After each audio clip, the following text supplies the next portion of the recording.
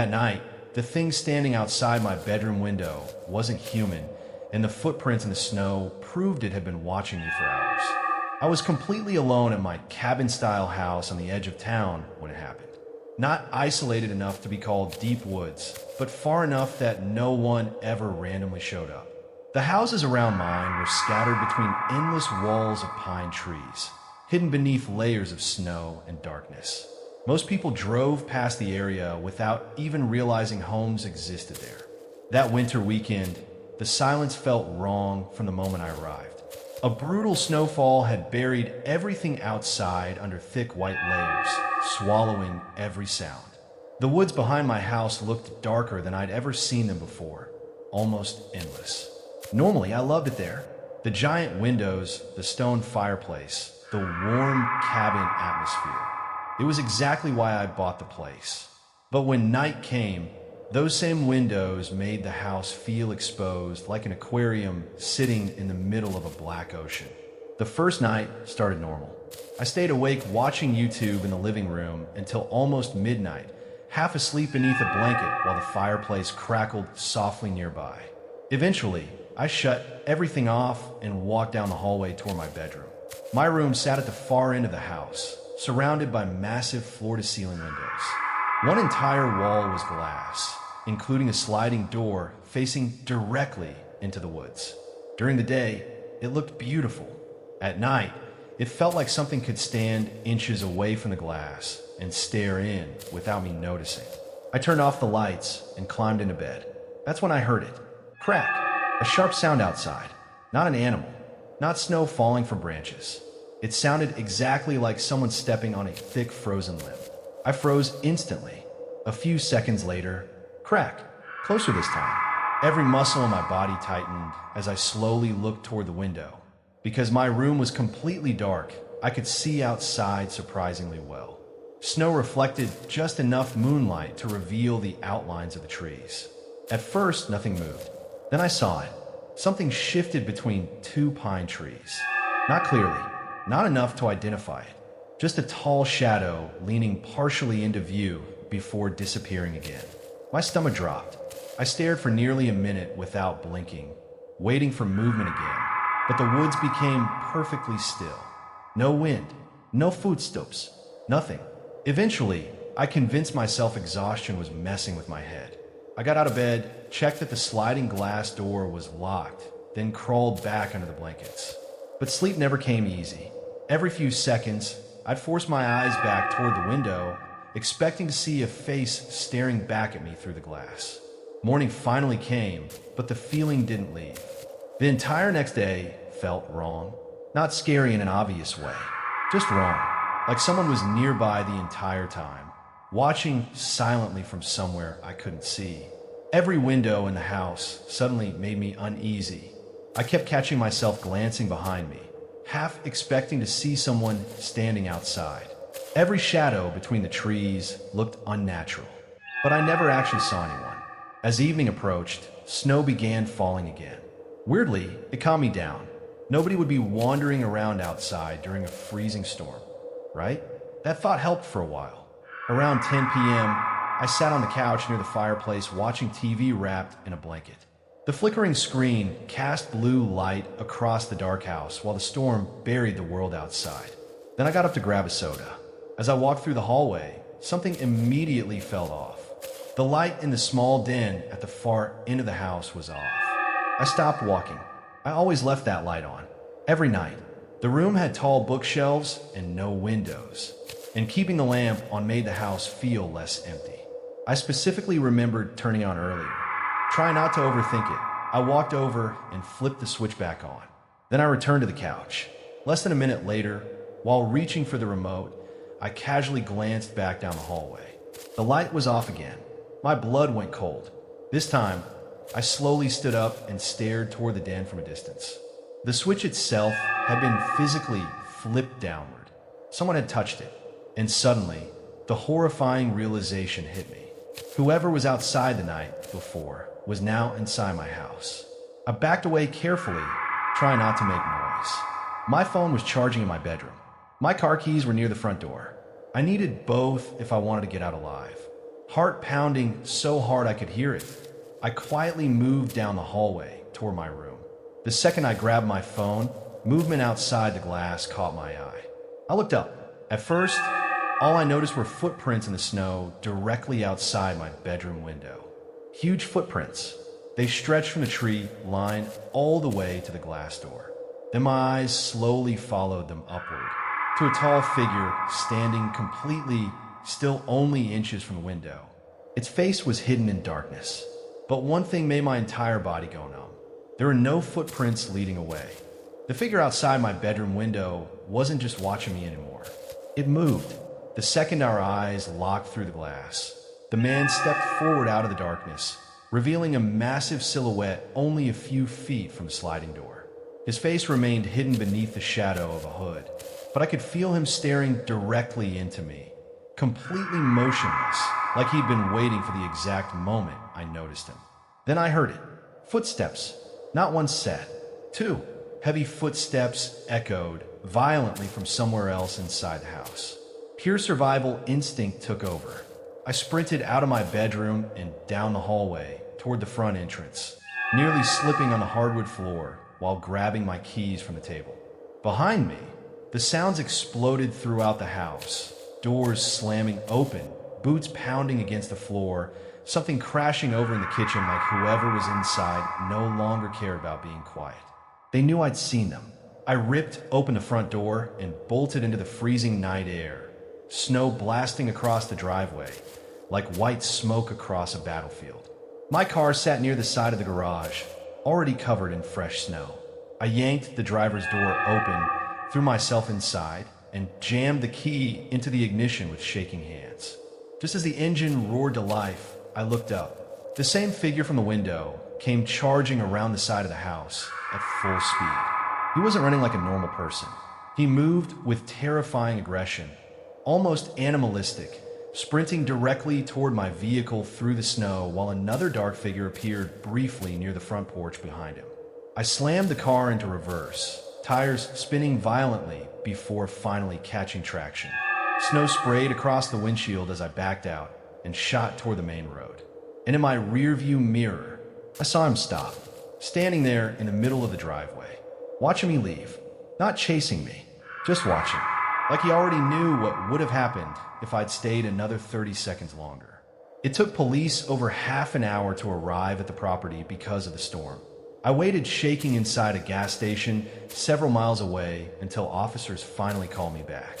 What they found inside the house still haunts me. The entire place looked like a war zone. Windows shattered inward. Furniture overturned.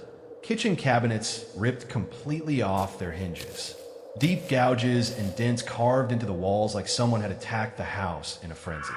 Even the heavy dining table had been flipped onto its side. The police believed there were at least 2 intruders inside, maybe more. But the part nobody could explain was how they got in so quietly while I'd been home the entire day. No alarms, no broken windows until after I escaped. No signs of forced entry before the chaos began. It was as if they had already been inside long before I realized something was wrong. I stayed in a hotel for weeks afterward while the house was repaired and eventually listed for sale. I never stepped foot inside it again alone, because the truth is, I couldn't stop thinking about how long they've been watching me. Days? Weeks? Maybe longer. And sometimes late at night, I still replay that moment in my head, me standing in that hallway, staring at the dark room with the light switch flipped down while something waited just out of sight inside. My name is Noah. I'm 36 years old. And to understand why I was living in that massive house alone, I need to explain what happened before all of this began. 2 years earlier, my wife and I separated only months after buying our dream home together. The breakup itself wasn't explosive. No screaming matches. No betrayal. We simply fell apart faster than either of us expected. The divorce became official months later, leaving me alone in a house that suddenly felt way too large for one person. And I mean massive. The kind of house built for a future family. Kids running through hallways, dogs barking in the yard, noise filling every room. Instead, it became silent. Empty, like an abandoned structure slowly dying one room at a time. I considered selling it immediately, even a loss, but part of me couldn't let go of the life we were supposed to build there. So I stayed. At first, I tried convincing myself I'd make use of the extra space. One room would become a home office. Another would become a gym. Maybe a game room. But none of that ever happened. Most of the house stayed untouched for months at a time. Dust collected behind closed doors. Entire hallways sat in darkness. Sometimes I'd walk past a room and genuinely forget what was inside it. Living there alone started affecting me mentally in ways I didn't notice right away. The silence became oppressive. At night, every creak sounded amplified. Every empty hallway felt like something could be standing at the far end watching me. That loneliness is what led me to adopt a dog. And looking back now, that decision may have saved my life. Her name was Piper, an 8-month-old beagle from shelter nearly 3 hours away. The moment I met her, she was energetic, playful, constantly wagging her tail and jumping around excitedly. Even during the drive home, she was full of energy. But the second we entered my house, everything changed. Piper froze in the doorway. Her tail lowered immediately. The excitement vanished from her face like someone flipped a switch. At first, I assumed she was simply nervous in a new environment. I let her wander around while I sat quietly on the couch to give her space. But after barely 2 minutes of exploring, she hurried back and climbed directly onto my lap, pressing herself tightly against me while trembling slightly. It genuinely felt like she was afraid of something inside the house. Still, I ignored the feeling. That night, I brought her upstairs, and eventually we both fell asleep. The next morning seemed normal enough. Piper followed me around while I made coffee and breakfast, then curled up beneath my desk while I worked from home. For a while, everything felt peaceful, until late that afternoon. Piper suddenly stood up beneath the desk and stared toward the office doorway. Completely still, her ears raised, every muscle tense. Then slowly, she walked into the hallway. I could hear her nails clicking softly against the hardwood floor as she moved toward the staircase downstairs. I assumed curiosity finally got the better of her, so I kept working. About 10 minutes later, the barking started. Violent, aggressive, not playful barking. Warning barks, the kind dogs make when they see a threat. I shot up from my chair and rushed out into the hallway while her barking echoed through the massive empty house, bouncing off the walls and making it impossible to tell where she was. Piper, no response, just barking. Louder now, desperate. I hurried downstairs and searched room after room until I finally found her standing inside one of the empty rooms near the back of the house. And what terrified me most was that Piper wasn't barking at the door. She was staring directly at the wall. Piper stood frozen in the middle of the empty room, staring directly at the wall like something was moving inside it. The second she noticed me standing in the doorway, she hurried across the room and pressed herself tightly against my leg, tail tucked low, trembling hard enough for me to feel it. Her eyes never left the far side of the room. I looked around carefully. Nothing. No sounds. No movement. The room was completely empty. Still, the atmosphere felt wrong.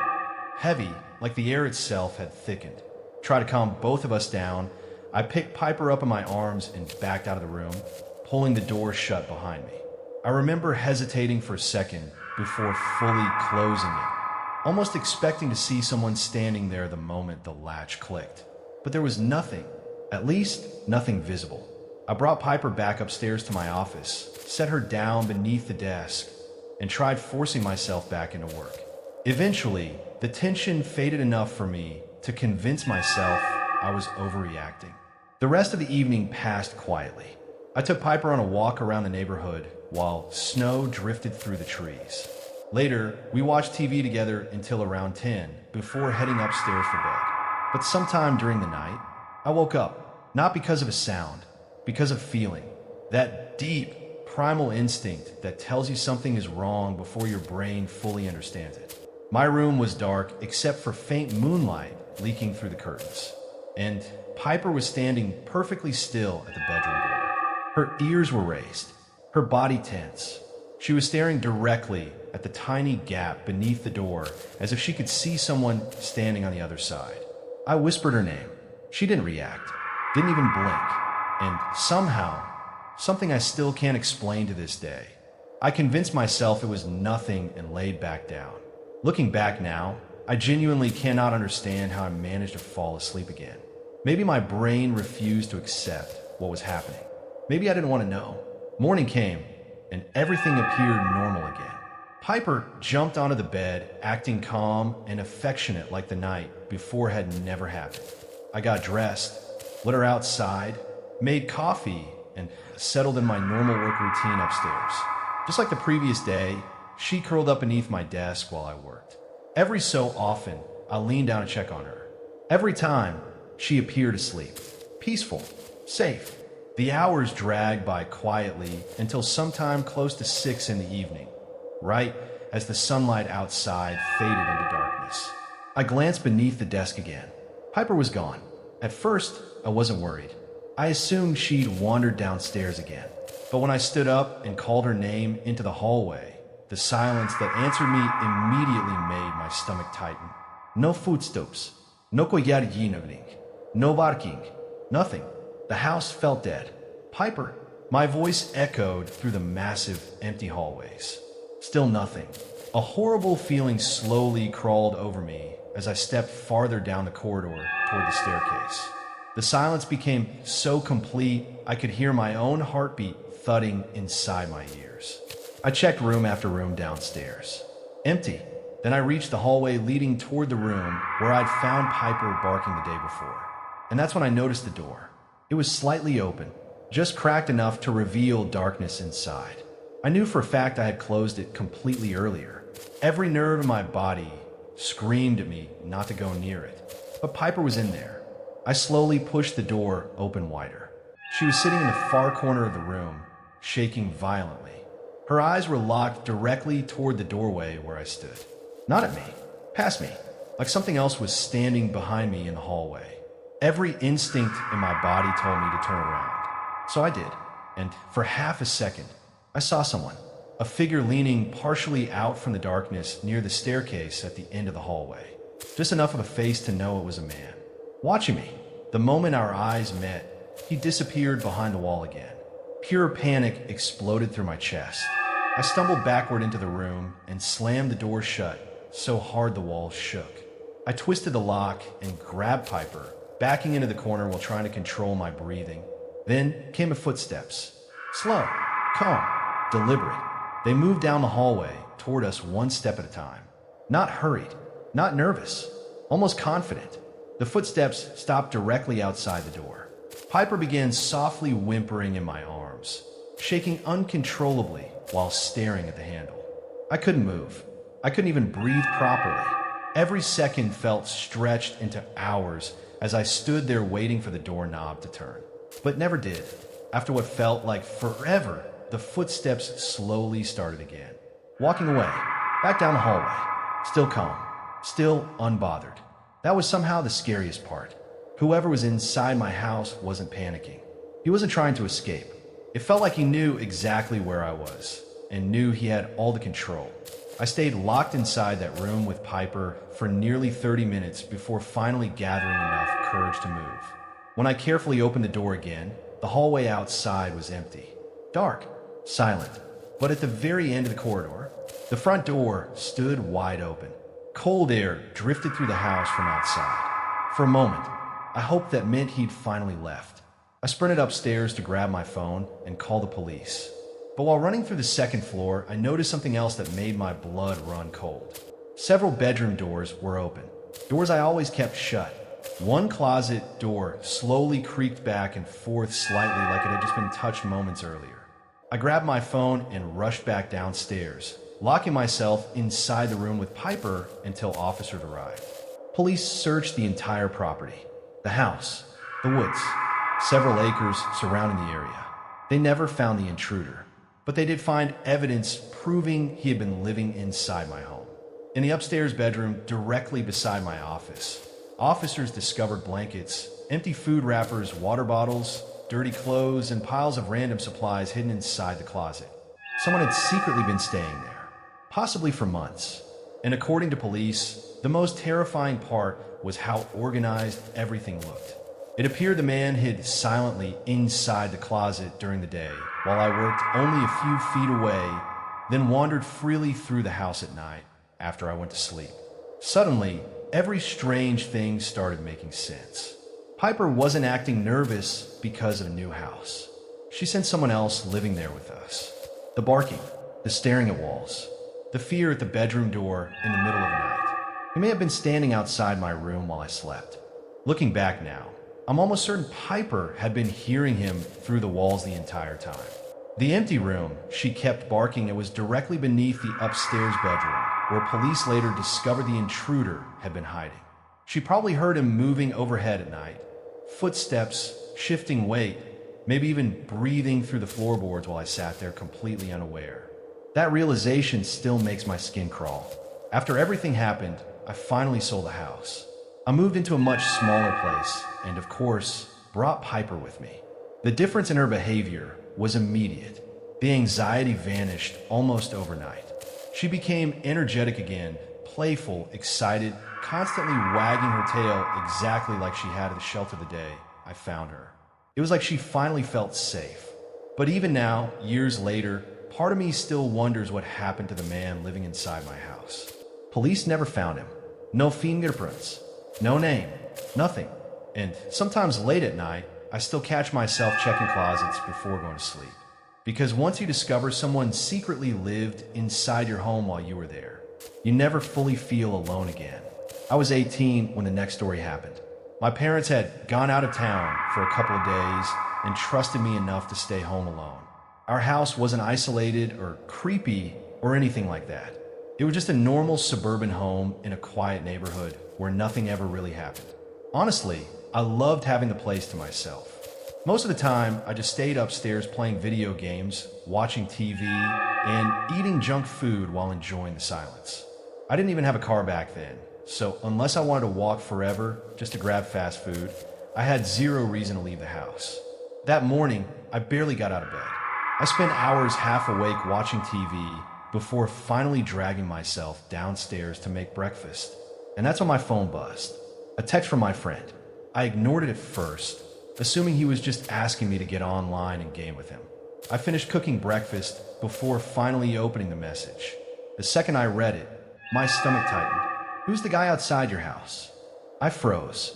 At first, I genuinely thought he was messing with me. I replied, "What guy?" Then immediately walked over to the front window. Nobody was there.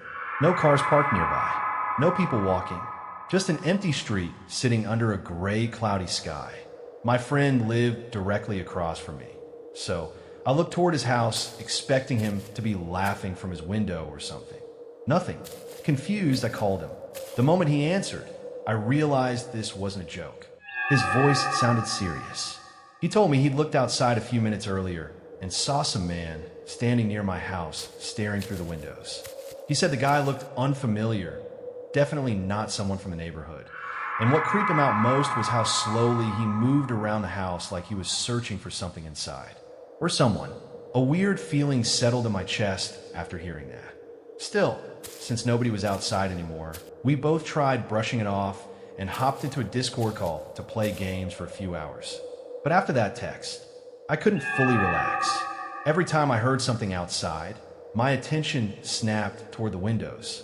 At one point, I even went downstairs just to check outside again. Nothing. The neighborhood remained perfectly quiet. Eventually, hours passed without incident. We played until around 5 or 6 in the evening before ending the call. By then, darkness had completely swallowed the neighborhood. I headed downstairs to make dinner, trying to shake off the weird paranoia building in my head. At first, everything felt normal. Then I saw the shadow. It moved suddenly across the kitchen wall in front of me. A fast flicker, like someone had just passed by the window. I whipped around instantly. The living room behind me was empty. No movement, no sound. Then my eyes drifted toward the large front window. Slowly, I walked closer and peered outside into the darkness. Nothing stared back, but the thought that someone could have been standing out there only seconds earlier sent chills through my body. I tried convincing myself it was just headlights from a passing car. Nothing more. Still unsettled. I finished dinner and carried it upstairs to my bedroom, where I turned on the TV and tried distracting myself. For over an hour, I laid there zoning out while the television flickered across the dark room. At some point, though, I realized something strange. I hadn't turned on a single light upstairs. The only illumination came from the TV screen, and for some reason, I couldn't stop staring at the crack beneath my bedroom door. The hallway outside was pitch black.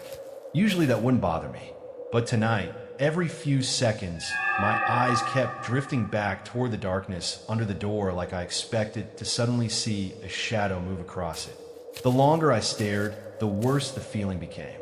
Finally, I paused the show and decided to go downstairs for a snack. Honestly, the snack was just an excuse. I mainly wanted to turn every light in the house on because the darkness suddenly felt unbearable. The moment I opened my bedroom door, the uneasy feeling intensified immediately. The upstairs hallway looked wrong somehow. Too dark, too still. I quickly flipped on the hallway light, revealing absolutely nothing except an empty corridor stretching toward the staircase. I actually laughed nervously at myself, then headed downstairs. But before grabbing food, I walked straight to the front windows again. By now, the paranoia had grown into something overwhelming. I kept imagining someone standing just beyond the glass where the darkness outside hid everything. So I left every downstairs light on intentionally, hoping it would make the house feel less vulnerable once I went back upstairs. And that's when I noticed something that made my blood run cold. The back door was slightly open. I left every light downstairs on before heading back upstairs, hoping the glow would make the house feel less empty. But halfway up the staircase, I stopped. At first, I couldn't understand what felt wrong. Then it hit me. The footsteps. I just heard footsteps behind mine. Not loud, not obvious, just slightly delayed enough to sound wrong. Almost like another person had stepped exactly when I did, carefully matching my pace so I wouldn't notice them moving through the house with me. A cold wave of panic shot through my entire body. I stood frozen on the stairs, replaying the sound in my head over and over. Step, step, step. And underneath mine, another set, softer, perfectly timed. I slowly took another step upward. Nothing echoed back. Then another. Still nothing. But by then, instinct had already taken over. I suddenly realized the sound I heard wasn't an echo at all. Someone had been climbing the stairs behind me, trying to mask their footsteps with mine. The second that realization fully hit me, my heart nearly exploded out of my chest. I sprinted upstairs as fast as I could, slammed my bedroom door shut, locked it, and immediately called the police while backing away from the hallway.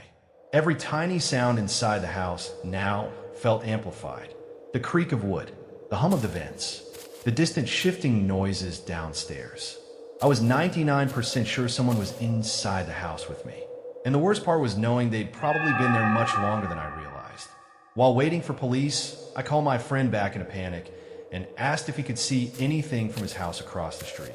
At first, he said no, but while we stayed on the phone, he walked to his front window and started scanning around my house again. A few seconds passed. Then suddenly, his voice changed completely. Oh shit. My stomach dropped instantly. What? There's someone there. I couldn't breathe.